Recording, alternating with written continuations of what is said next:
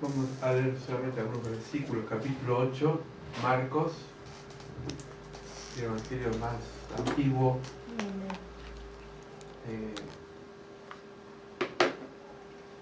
Un pasaje que sigue siendo desafiante para hoy en día, como estamos insertados en la sociedad, nosotros los cristianos. Amén. Marcos capítulo 8, vamos a leer a partir del versículo 34.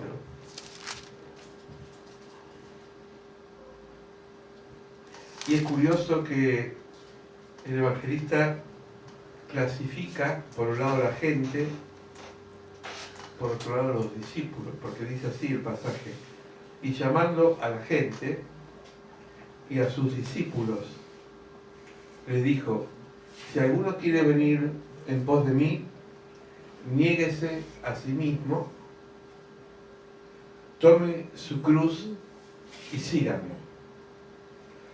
Porque todo aquel que quiere salvar su vida, la perderá. Y todo aquel que pierde su vida por causa de mí y del Evangelio, la salvará. Porque ¿qué aprovechará el hombre si ganare todo el mundo y pierde su alma? Hasta acá. ¿Sí? Si me gustaría ponerle un título a este pasaje o a esta porción del pasaje, sería perder para ganar. Muchas veces tenemos que perder para ganar. Nadie quiere perder. Nadie quiere perder un trabajo, nadie quiere perder un proyecto, nadie quiere perder, no queremos perder, somos, por nuestra naturaleza, somos competitivos y muchas veces nos estimula cuando logramos objetivos y llegamos a la meta. Pero a veces nos encontramos que dentro del plan de Dios, a veces es necesario retroceder para avanzar mejor, o para esperar que Dios nos coloque y nos ubique donde tenemos que ubicar. Porque no hay nada peor que una persona desubicada. No solamente desubicada en el sentido de que habla por demás o dice cosas que no son coherentes, sino porque no está ubicada en el lugar que tiene que estar. Si vemos todo el pasaje, vamos a encontrar que Jesús pone pautas. Dice que para seguirlo a Él uno tiene que negarse, cargar su cruz y seguirlo. Y dice: ¿de qué sirve al hombre ganar el mundo si pierde su propia alma? Muchas veces cuando en nuestras vidas nosotros empezamos a pensar que podemos manejar a Dios y manejar sus tiempos, podemos caer en el grave error de la desubicación. Porque en realidad Dios, primero que Dios no es quien nos maneja, Dios nos da siempre el libre albedrío, la libertad de elegir entre el bien y el mal, pero sí nos va marcando como señales por dónde transitar, porque Él no quiere ver a sus hijos, hijas o hijos mal. Pero acuérdense de la parábola más interesante de Lucas, que es la parábola del hijo pródigo, que Dios pone a través de la figura de un padre que le da al hijo que elija. Y el hijo menor pide una herencia que el padre sabía que la iba a malgastar. Pero como el padre es misericordia, le da la parte de la herencia y termina malgastándola y la pasa mal, la pasa muy mal. Cuando pierde todo, vuelve. A veces perder también sirve para retomar. A veces cuando hacemos nuestra voluntad y nos encaprichamos en nuestros deseos, somos como el hijo pródigo, que pensamos que vamos a ganar, pero perdemos. Perdemos tiempo, perdemos amigos, perdemos oportunidades, todo por hacer nuestra voluntad, por hacer y adelantarnos a los tiempos de Dios. Yo quisiera tocar algunos pasajes del Antiguo Testamento donde nos muestra cómo muchas veces personas, por equivocarse en sus reacciones, pagaron un precio. Algunos no muy alto, pero pasaron vergüenza. El caso quizás más conocido del Antiguo Testamento fue la actitud que tuvo Abraham, que como patrón de conducta se repite en su hijo Isaac, que es cuando mienten con respecto a sus respectivas esposas. Abraham mintió diciendo que Sara era su hermana, porque era tan linda que tenía miedo de que si decía que era su esposa, el faraón o Abimelech, porque hubo dos oportunidades similares, lo podía matar a él y quedarse con la esposa. Pero como Dios tiene el control de nuestra situación y Él sabe por dónde a veces caminamos, aún en los errores, protege la vida de Sara, porque cuando, en el caso del faraón, quiere llevarla a su aposento y tener relaciones con Sara, es avisado por Dios de que esta mujer ya tenía marido. Entonces, fíjense, tuvo temor, un pagano, hoy diríamos un ateo, un creyente o un idólatra de otra religión, que no era la religión de Abraham, tuvo más temor de Dios que el mismo Abraham. Lo mismo pasó con Abimelech. Cuando se dio cuenta que Sara no era la hermana, como había dicho Abraham, tuvo miedo. Y ¿sabes si me viene a mí toda la maldición? Y entonces la soltó y no la tocó. Ahora, esto también es un trabajo que hoy los psicólogos dirían patrón de conducta hereditaria, porque se repite también en Isaac. Isaac, su esposa, Rebeca, era muy linda y también hizo lo mismo. Dice, esta es mi hermana, mintió. Quiso ganar su vida y casi la pierde. Pero como Dios tenía un plan sobre Abraham y sobre Isaac, esa vida no fue tocada. Pero sirvió de lección, y nos sirve de lección que a veces las mentiras y los atajos tienen patas cortas. Y a veces queremos ser trampitas pensando que nos va a ir bien cuando realmente no nos va bien. Hoy decimos, voy a decir tal cosa para zafar. Una mentiritilla, dirían algunos. Pero es mentira al fin. Porque todo sale a la luz. Todo se descubre. Jesús dice, no hay nada oculto que no ha de ser revelado. Todo sale. Un caso más trágico lo vemos en David. David, no sé si se enamoró o tuvo una pasión de esas de novela, vieron que hoy diríamos calentura, no sé qué tuvo, pero vio a una mujer hermosa bañándose. Él no estaba en la guerra como tenía que estar, como un rey adelante de sus soldados, estaba en su casa, y cuando no había nadie aprovechó, como era el rey, dice, qué linda chica esta. Y entonces la tomó como mujer, tuvo relaciones con ella. La Biblia no dice que la violó, decir que parte también tuvo responsabilidad esta mujer. Pero esta mujer tenía esposo. Es decir, la mano derecha de David, que era Urías, capitán del ejército, era fiel y estaba peleando en la batalla, mientras que él estaba haciendo cosas indebidas.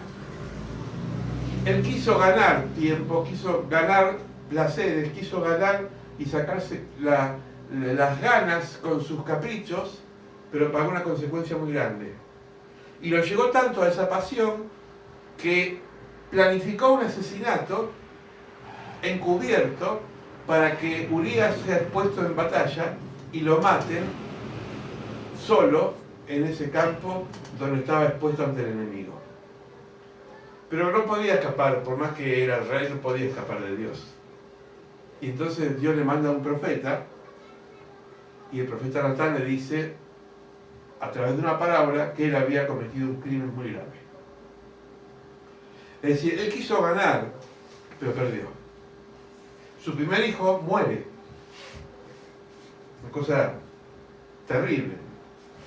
dice que David ayunaba porque estaba enfermo su hijo, y cuando se murió, se levantó y siguió comiendo, como que ya había pasado el trago. Pero las consecuencias vinieron mucho después, porque su hijo más grande se convirtió en su enemigo, y toda la casa se dividió por esta palabra que le dijo el profeta, que una espada iba a atravesar sobre su familia. Por eso a veces cuando queremos ganar, entre comillas, perdemos. Jesús dice una parábola muy significativa. Cuando te inviten a una fiesta, no te pongas en primer lugar. No sea cosa que pase papelón. Sino que, no es nada alusivo, a ver si se va para el último lugar. Sino que tratar de estar en un último lugar. No sea cosa que ese lugar que vos te sentás está reservado. ¿Vieron como esa fiesta que a veces hay bautismos o casamientos y uno va y se sienta y dice, no, ese lugar está reservado para los familiares más directos de la novia o del novio, ¿no? ¿Nunca les pasó? A mí muchas veces me corrieron para atrás. Bueno, esto es una alegoría, en realidad no es el lugar lo que importa. Tiene que ver con la desubicación, pero hay desubicaciones que son mucho más profundas. Entonces Jesús dice, quédate en el último lugar que te van a llamar. Es decir, no busques estrellatos en la vida de la fe, no busques sobresalir, porque muchas veces te van a bajar del caballo. El que quiera muchas veces desubicarse pensando que ese es su lugar, puede cometer el error de que alguien lo ocupe. Solamente el lugar más importante lo puede ocupar Dios. Por eso las veces que el hombre quiso ser Dios, terminó siendo destruido por su propia soberbia. Ejemplo más claro fue el de Saúl.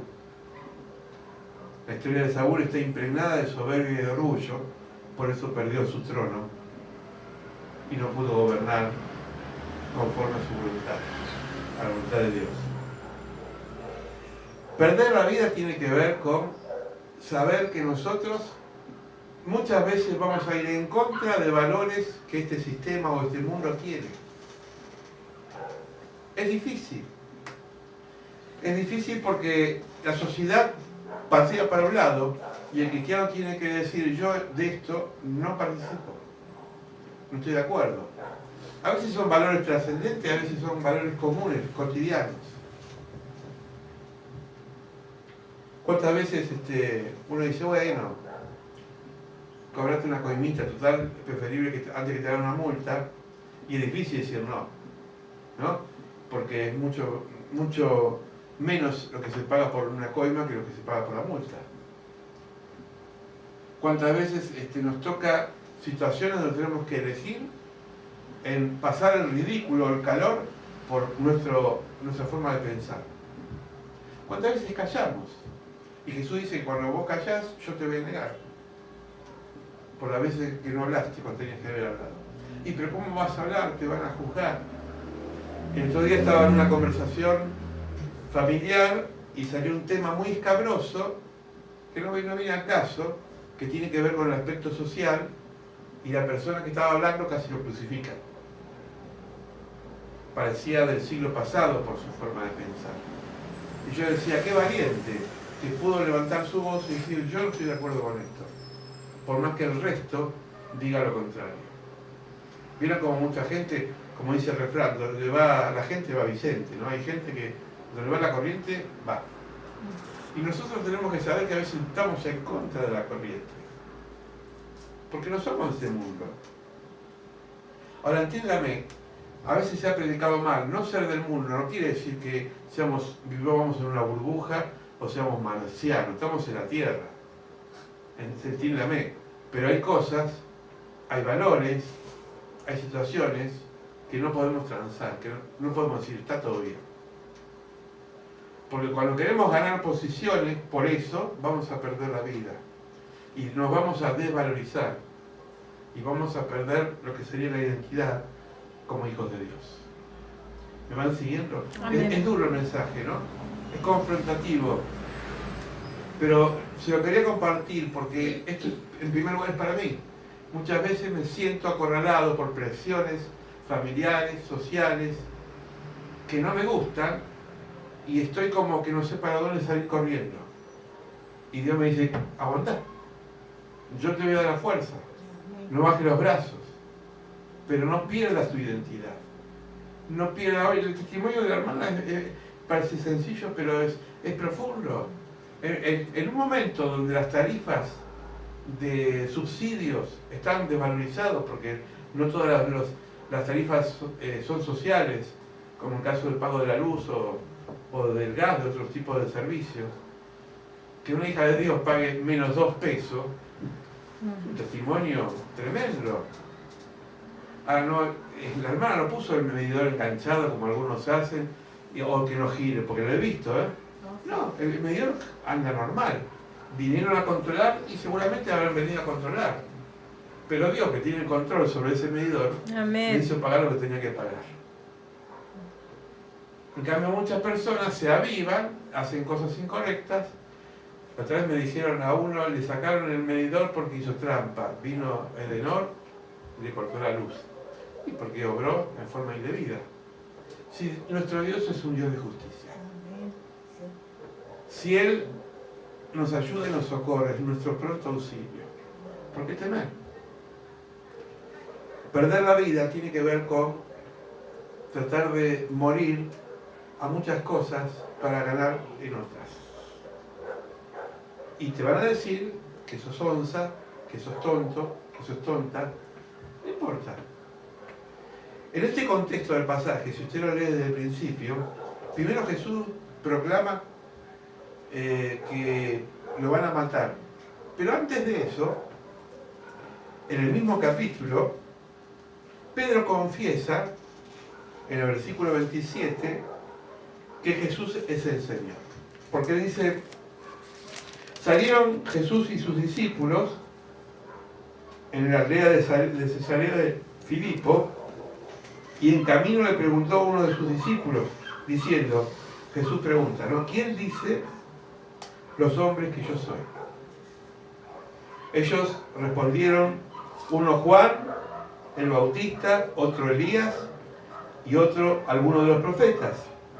Entonces él les dijo, ¿y vosotros, quién decís que soy? Respondió Pedro y dijo, tú eres el Cristo. Y él le mandó que no dijese nada. En el mismo pasaje de Mateo dice, tú eres el Cristo, el Hijo de Dios viviente. Esto lo encontramos en Mateo 16. Y Jesús dijo, bienaventurado Pedro, hijo de Jonás, porque esto no te lo reveló carne ni sangre, sino mi Padre que está en los cielos. Fíjense en qué encuentro glorioso, descubrir que Jesús es el Señor, pero después anuncia su muerte, y Pedro dice, no, para cachito, está lindo todo, pero morir no. Y entonces Jesús le dice, apártate, Satanás. Jesús no tenía pelos en la lengua, no temía al ridículo, ni temía a ser juzgado. Ubicó al que se desubicó y enalteció al que dijo las cosas bien. Al mismo Pedro lo enalteció porque le dijo, bienaventurado Simón, hijo de Jonás, porque esto no te lo reveló carne ni sangre. Sos feliz porque captaste lo del Espíritu, pero también le dijo en otro momento, vete, demonio, porque está frenando el plan de Dios. Usted le diría a un pariente cuando le dice algo con respecto a la iglesia, no vayas a la iglesia, que hoy quédate en casa y no me mate.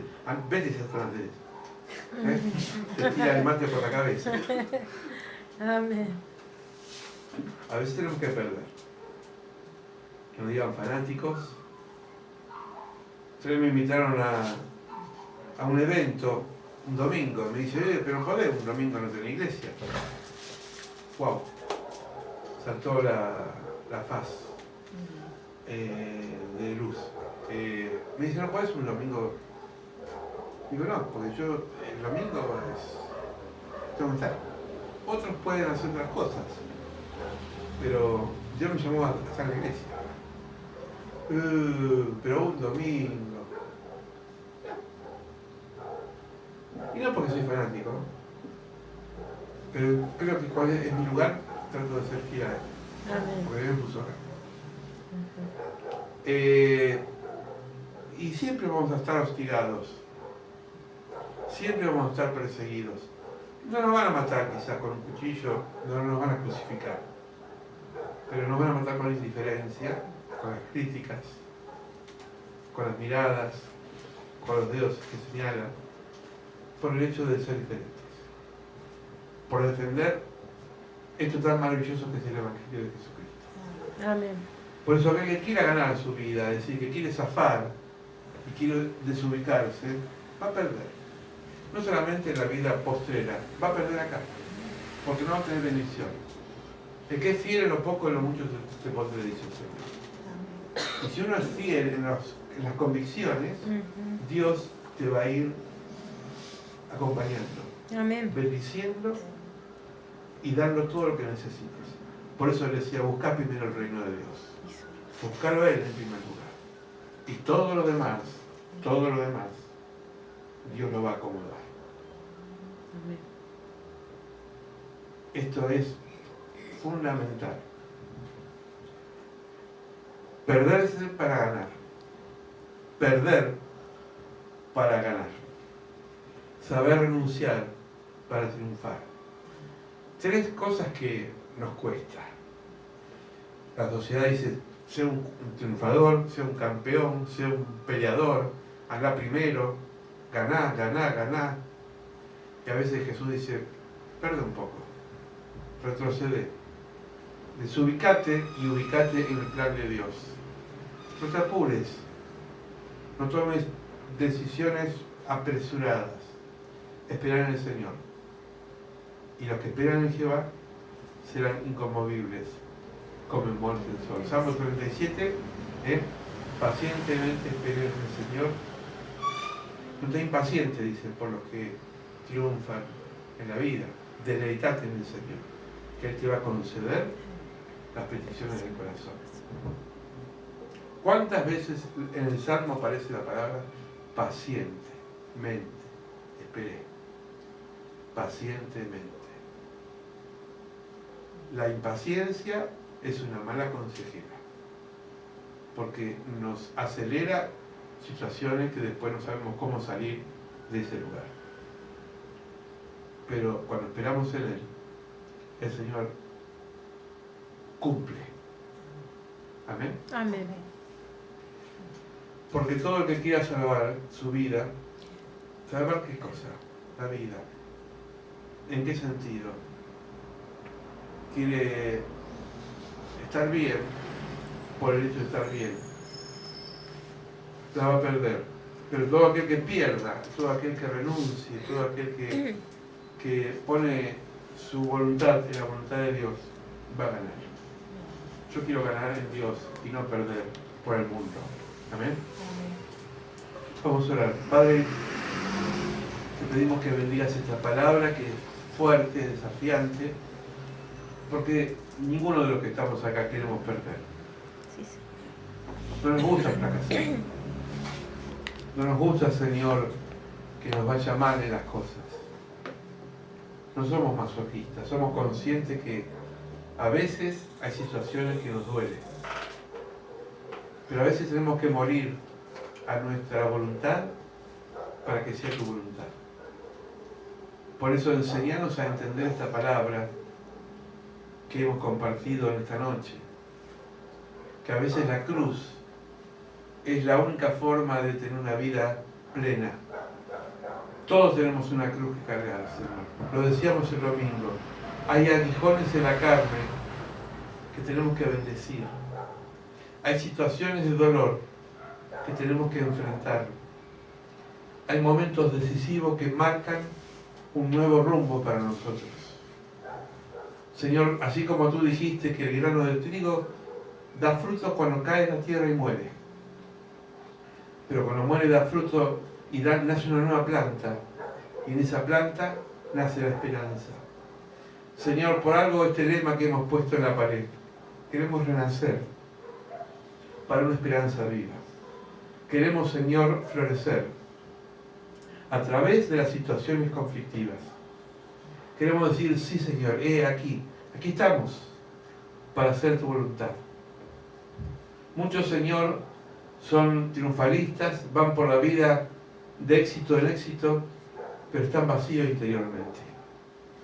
Pero tú, Señor, nos das una salida, y es abrazarnos de ti, abrazarnos en la cruz, abrazarnos en tu presencia, y a través de tu presencia seremos libres.